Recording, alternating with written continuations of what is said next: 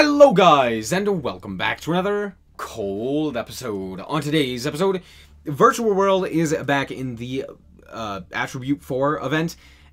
Because of the fact that everything is wind and earth and or fire or water or what have you. So let's quickly do the card by card and the explanation as to why this deck functions and what we are basically playing. So yeah, if you don't know what Virtual World does, they utilize their, they basically get a monster onto the field, and then all of these monsters here have in effect where they in the hand target another Virtual World card they control, and then send a Virtual World card of a different type, monster, spell, or trap, to the graveyard to then activate in effect, special summoning themselves. So they special summon themselves and then activate in effect. This one searches one of the other type, so if you send a trap, you can search a spell by targeting a monster. Make sense? It probably didn't. If you target if you target a monster, you can send a spell and search a trap. Got it? Cool. Yeah. This one will add a Virtual World card from the grave. This one will special summon a monster that's already in the grave, and Lily will send an additional card. This all culminates in the ability to spam out specifically level 9 synchros, because they have level 6 and level 3 tuners, as well as level 3 and level 6 non-tuners. You can also go into rank 6 or rank 3 plays as well. However, with a lot of things being banned in the event, what exactly are we ending up making? Shen a lot. For some reason, Shen is very good against two of the really popular decks, that being Salamangreat as well as Marincess. This card just kind of wins. They link off a monster and it's now gone. Banished to the void. So yeah, Shen is very good. But on top of that, we can also play a card called Instant Contact to go into a rank 7 for basically free, allowing us access to the level 10 pool. Did I say rank 7? I meant a level 7. So this allows us access to things like Changing and Baron, as well as we could just make a Final Sigma, because this is generic for some reason. So yeah, we just make Final Sigma in the extra monster zone, as well as, you know, potential additional protection, like a Shen or a Changing, and then we just end on that. But on top of that, we also have things like Chuche to allow us an additional pop, as well as whatever else we may have. So let's quickly do the card by card. Starting off with the hand traps, we are playing triple Maxi, triple Ash Blossom, and that is it for the hand traps. We're also playing things like one triple tack, double Pot of Desires, double Called By, etc. This isn't perfect. Obviously, I think triple tack would be significantly better, but alas, what can you do? And then the one Harpies, yeah. So, that's it. Oh, we're also playing Emergency Teleport because, guess what? Some of these are Psychics, some of these are also Worms. It's very funny. Just don't think about it. Moving on to the Virtual Worlds, we're playing 2 Nyan, because reasons. This card is actually very good because it allows us to get a card back from the Banish pile, which with Pot of Desires, it's more advantageous to do that. And then on top of that, it brings itself back if you special summon a level 3, or sorry, if you normal or special summon. So it brings itself back as a tuner, which is very nice. We have ourselves the Lulu as well as the Gigi. Lulu searches, Gigi adds back during the end phase. It's the tuner and non-tuner, and that's it for the 3s. We're also maxing out on the Laus and the Lilies, which is the tuner and non-tuner respectively. So we're maxing out on basically everything except for the Nyan, as well as the other one, which is the Tutu. Tutu just not really worth it. It does have the ability to normal summon itself without tributing, but honestly, you'd rather spend your normal on something else, so not really worth it. We're also playing a Pank, because of reasons. As for the rest of our cards, we're playing triple Kowloon. We're playing double Qianlong. Oh, Kowloon just sets a card from the deck onto the field, so, or not sets, activates it. So you activate a Qianlong, face up, or a Chuche, or a Zhuanwu, which is very nice, giving you access to your monster effects. So of course we're maxing out on this. We're playing 2 Qianlong, 2 Chuche, and 2 Zhuanwu. All of these are tutorable, and they are also all recyclable, so playing 2 is pretty nice. Qianlong is the search, but you don't really want it for its face up effect. You want it for its graveyard effect. You banish it from the graveyard to add a card and then send a card to the graveyard. Very nice. You just search out any of the cards that you need. So there's that, but we're only playing 2 because we'd rather send it off of something like a Lily or what have you.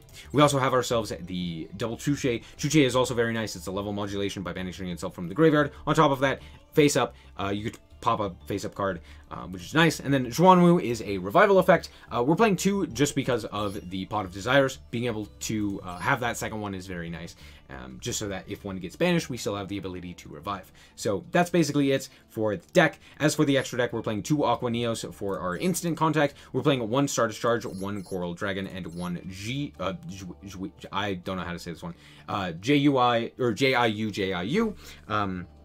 And that's it for the 6s. As for the 9s, we're playing Trish, we're playing Cloud Castle, we're playing Vermilion Dragon Mech, Croco Dragon, Ravenous Croco Dragon, Archosaur, as well as the Shen. For the 10s, Baron and Cheng-Ying, and then for the 12, the 1 final Sigma. As for our Xyz, we're only playing 2, 1 Fan, and 1 of the Enter Blathmir. Enter Blathmir I never actually ended up making, but it is pretty good. Being able to deal with like 1 of any card is very nice. But yeah, there you go. Let's hop into the duels and show you how this deck performs. Alright, so here we are going second, and we drew a pretty great hand for going first. It's not great going second, and out comes Pot of Duality. Of course, my opponent is playing no extra deck, and they're playing True Draco. So out comes the True Draco Knight Dynamite Fighter. They're going to then Tribute Summon it and set a card. Well, that's much better. At least we're not getting Domain Locked, which is very nice. We're going to draw the Keenlong, as well as activate our Kowloon, which can be ashed for some reason. Guess what? It has an effect to send cards from the top of the grave, or from the top of the deck to the graveyard. And so because of that, it can be ashed. I love Yu-Gi-Oh! Card design. Anyway, so yeah, that gets promptly ashed. We're going to then activate our Keenlong. They are going to activate their effect in order to grab up the True Draco Apocalypse. We're going to activate our effect in order to negate the Dynamite Knight because it's funny, and then activate our Gigi in order to send to the graveyard the Nyan by targeting our Keenlong. This will then allow us to go for the Lao here. We're going to send the Zhuanwu and then special summon out our Nyan. This will then allow us to go into Ravenous Croco Dragon. This will promptly be negated by my opponent, sending the other Forbidden Droplet that they had in hand to the grave. Sure, don't know why we didn't send the Dynamite Knight, but you know, I guess it makes sense. They're like, well, I'll just prevent them from getting into an OTK range. Doesn't really matter. We can now revive our monster to go for the second level 9. Going into the Vermilion Dragon Mech, and our opponent realizes that the writing on the wall. At that point, we pop one of their cards, go for the Enter Blathmir, banish the other one, and leave them on literally nothing, while we also have the ability to go for the instant contact as well if we wanted to potentially go for more there. But alas, there you go.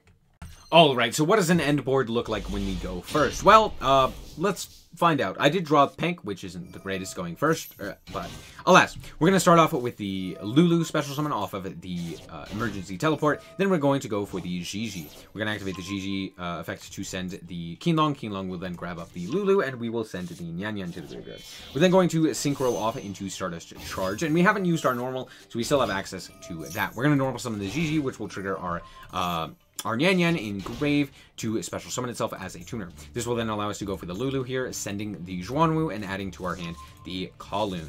We can then activate the Kowloon to grab up our Chuche, which is very nice, and then we can banish our Synchro off into the Coral Dragon, which will banish our Nyan, shuffling back one of our monsters, and then we can go for Final Sigma.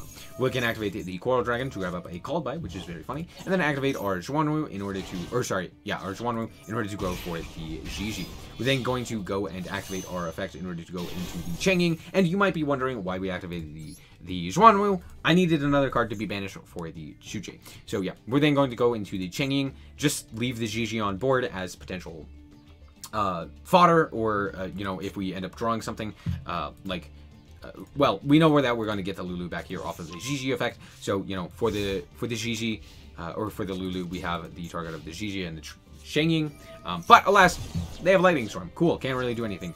And out comes Salamangreat. Okay, well, not going for Shen here does hurt, but they're going to activate their Foxy and reveal that they are on Magic Cylinder. Yeah, look, sometimes our opponents just play Magic Cylinder. I really don't know why, but alas, here we are. They're going to grab up the Jack Jaguar and then link off into their Balinks. They're going to activate the effect of the Balinks to grab up a monster, and of course they have the Parallel Exceed in hand, because why would they not? They're going to put everything into attack position just to piss me off in particular. They don't make Baguska, but sure, that's fine. They're going to go for Sanctuary here, relink into their Balinks, which will then trigger their Gazelle. Now, notably, they didn't trigger their Gazelle because of the... I don't really know. They definitely could have. They just chose not to, I think. Yeah, they could have gone for a Parallel Exceed into the Gazelle on the summon of their monster, I think. But alas. Anyway, they're going to go for the Gazelle, pitch Spinny, and then go into the Access Code Talker. They're going to activate the Spinny here. And now, realistically, what they could have done here, which would have been significantly better than what they're about to do, is they could have gone for, like, Access Code, activate the effect, bring back something, and then go into their Stallion, Mirage Stalio.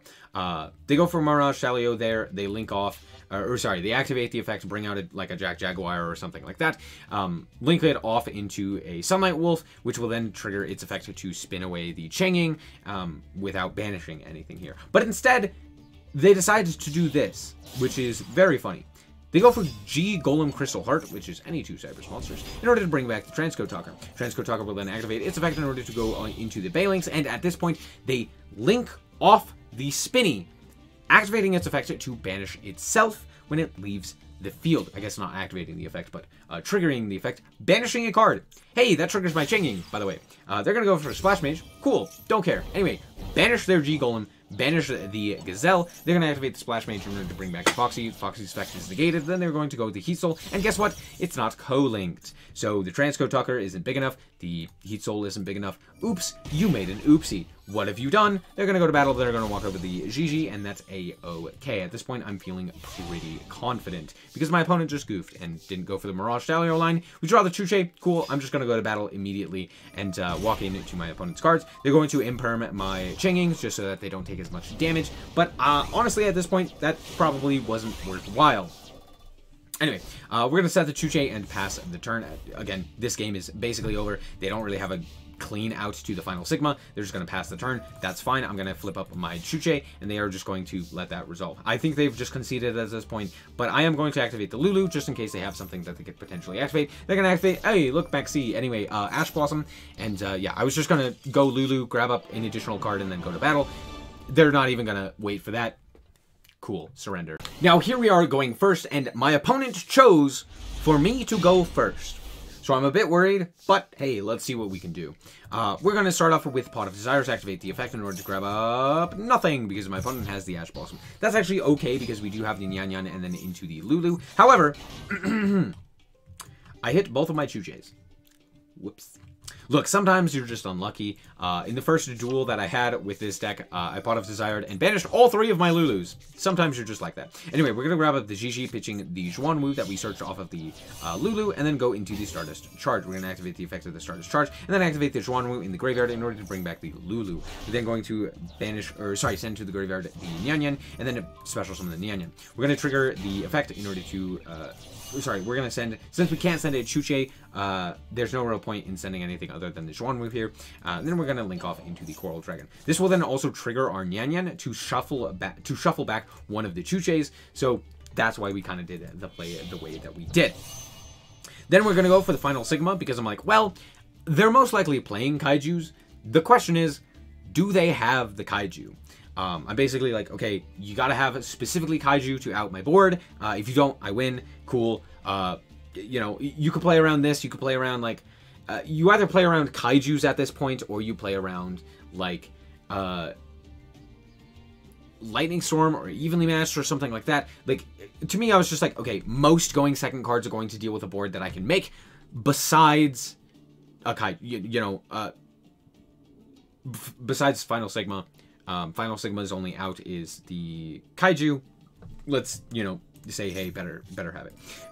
We're drawn to the Kowloon off of the Coral Dragon, so this allows us to activate the Chuche, which does have enough targets, and then we just add back the Nyan Nyan as we can. And of course, they had 2 Kaijus. I made the wrong play. How are you supposed to know? Who knows? Anyway, my opponent is then going to go for Painful Decision and send Shari to Shari.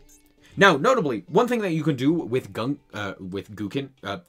Suships is there is a card called Gunkin Suship Shari Red, which is technically almost always just Shari. It's just this card. So what you can actually do is send Shari to add the red. And red is just like an auto win. It just kind of does everything for the deck. So I don't know why they didn't just decide to do that. They are playing the card. They just decided not to do that. And they're going to activate their field spell and then normal summon the Shari. I'm going to allow that, I'm going to allow the normal summon and then immediately pop their sessions or their supper. Anyway, they just go to battle and end their turn there. At this point, I have Pank. It's still in my hand. I still have access to Pot of Desires. I even draw Lily for turn, which is basically game over at that point. And yeah, even my opponent realizes that and concedes. And we're back with the deck. And yeah, honestly, Virtual World it's pretty cool. I think this version of the deck, instead of like Hand Rip Central, I think this version is honestly very fun to play. It's also not that, like, it's actually pretty good, I'm not gonna lie. Being able to go into like Final Sigma, being able to go into Enter Blathanir, etc, etc. Just like ending on Chuche, honestly, sometimes is enough. If you have like Maxi, you can go Crocodile Archosaur, end on that, and then you have 2 pops potentially, which is very funny as well. Shen, again, as I mentioned previously, does really well in this event, being as seeing as how 2 of the biggest, or like most popular, I should say. I wouldn't necessarily say they're the best, they're just like 2 of the most popular, that being Marincis and Salamangreat, are just absolutely hosed by this. So there's that. As well as Adamancipator, Vernisylph, like, that deck just dies to this as well. Or, no, it doesn't. Sorry, no, forgive me. But yeah, a bunch of stuff like that. Also just, like, Enter Blathanir is cool, Changing's cool, lots of cool things that you can do. Instant Contact, I always love using Instant Contact as well, being able to go into Aqua Neos and stuff like that. Very funny. But yeah, all of these cards are very powerful, and sure, your end boards may not look that good, but it's more of the resilience of the monsters, right? Shen basically always comes back. You also have access to the Chuche, which is a consistent pop as well, especially with Shen. Such a nice pairing. So yeah, anyway, that's going to be it for this episode. I hope that you guys did indeed enjoy it. If you did, I'd like us very much to appreciate it, and if you want to check out more content like this as well as more Yu-Gi-Oh, then just be sure to subscribe. Anyway, thank you guys so much for watching, and remember to always stay frosty. Bye-bye.